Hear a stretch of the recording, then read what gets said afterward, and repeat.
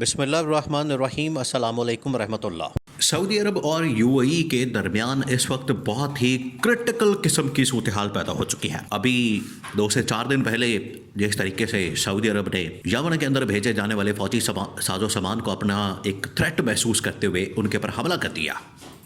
یہ جو حملہ کیا گیا، یہ سعودی عرب نے اصل میں تو یو اے ای کے اوپر حملہ کر دیا، کیونکہ یو اے ای یہی کلیم کرتا ہے، یہی دعویٰ کرتا ہے کہ یہ ہمارے اوپر حملہ کر دیا گیا۔ تو اس کی وجہ سے حالات بڑے بگڑ گئے، حالات بڑے خراب ہو گئے، اور دونوں جانب سے الزام تراشی، دونوں جانب سے بیان بازی، دونوں جانب سے ایک دوسرے کے اوپر باقاعدہ طور پر حملے کی باتیں شروع کر دی گئی۔ تو سچویشن نہ صرف دونوں ممالک کے درمیان بلکہ پورے عالم اسلام کے لیے بڑی کرٹیکل ہو گئی۔ اب اس میں پاکستان فرنٹ کے اوپر آتا ہے، پاکستان اس میں فرنٹ پر آ کے اس پورے معاملے کو ڈیل کرتا ہے، مینج کرتا ہے، ہینڈل کرتا ہے، اور دونوں کے درمیان پیچ اپ کروانے کی کوشش کرتا ہے۔ اب اس کے اندر 2-3 چیزیں ہیں۔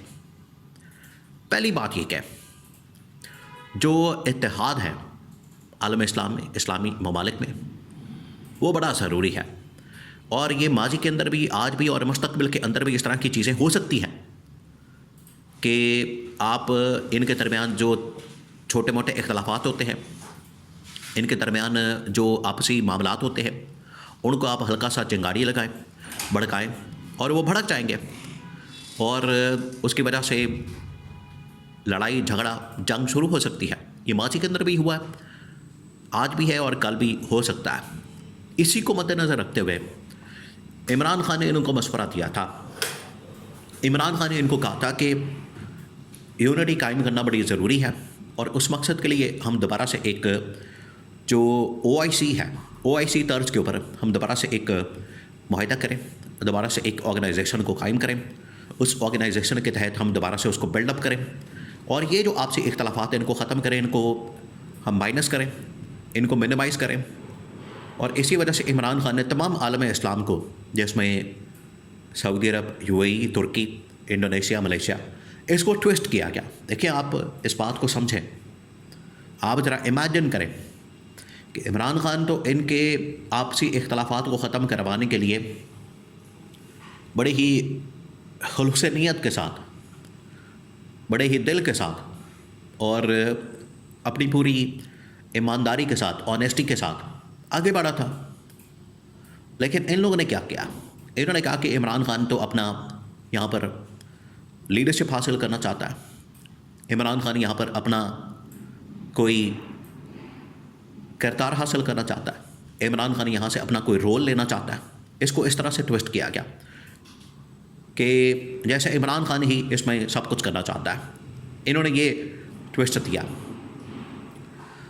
لیکن آج یہ ثابت ہوا کہ عمران خان جو بات کر رہا تھا یونٹی کی، اتحاد کی، وہ واقعی میں ضروری تھی۔ یہ پہلی بات۔ دوسری بات یہ کہ اب لڑائی کیوں ہوئی ہے سعودی عرب اور یو اے ای کے درمیان؟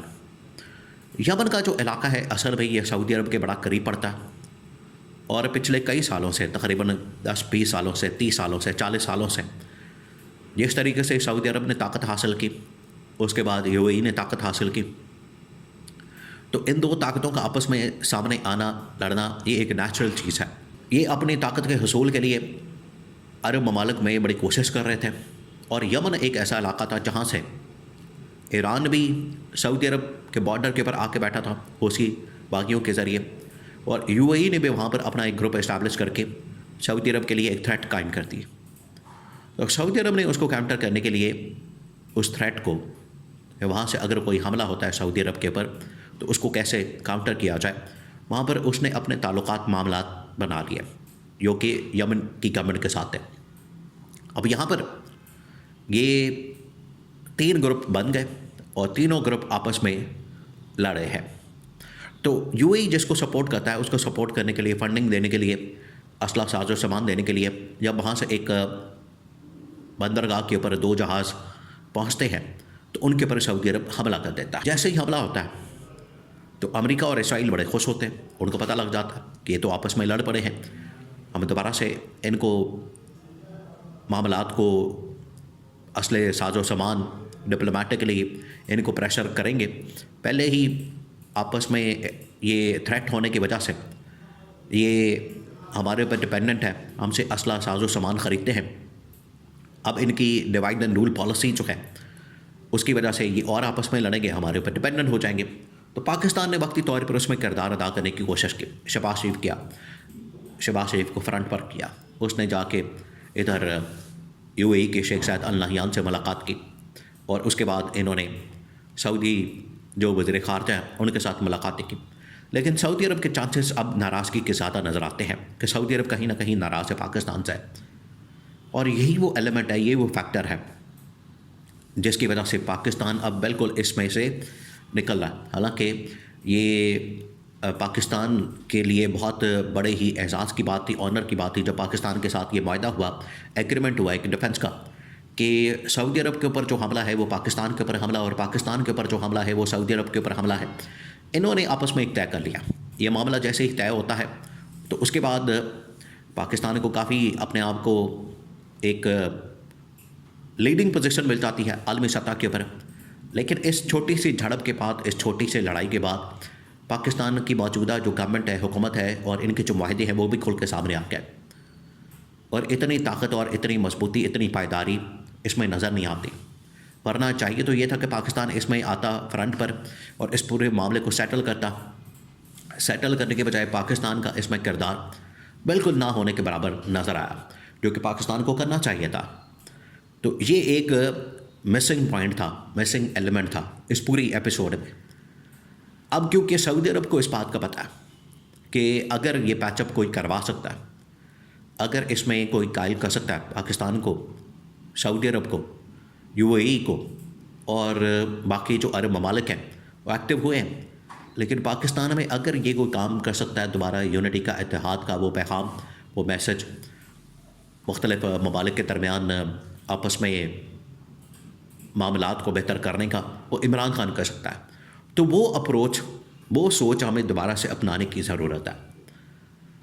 تو اس مقصد کے لیے پاکستان میں بہت سارے ایمبیسڈرز آئے، سعودی جو سفارتکار ہیں وہ بھی پہنچے، یو اے ای کے جو سفارتکار ہیں وہ بھی پہنچے پاکستان میں، تاکہ یہ جو سچویشن بنی ہے اس کا کوئی سلوشن نکالا جائے. اس کے لیے بڑی بھاگ دوڑ کی گئی. لیکن آج آ کے جو ایک چیز نظر آتی ہے، آج آ کے جو ایک معاملہ نظر آتا ہے وہ ایک ہی ہے کہ کسی طرح سے یو اے ای اور سعودی عرب کے درمیان جو یہ صورتحال پیدا ہوئی یمن کے معاملے کو لے کر، ان کے درمیان اگر کوئی پیچ اپ ہو جاتا ہے اور تمام عالم اسلام میں، تمام عرب ممالک میں ایک یونٹی قائم ہو جاتی ہے، تو یہی وقت کی ضرورت ہے. اور یہ وہی اپروچ اور سوچ ہے جو کہ عمران خان نے اپنے دور میں اپنائی تھی، لیکن اس کے پر عالمی طاقتوں نے عمل درآمد نہیں ہونے دیا.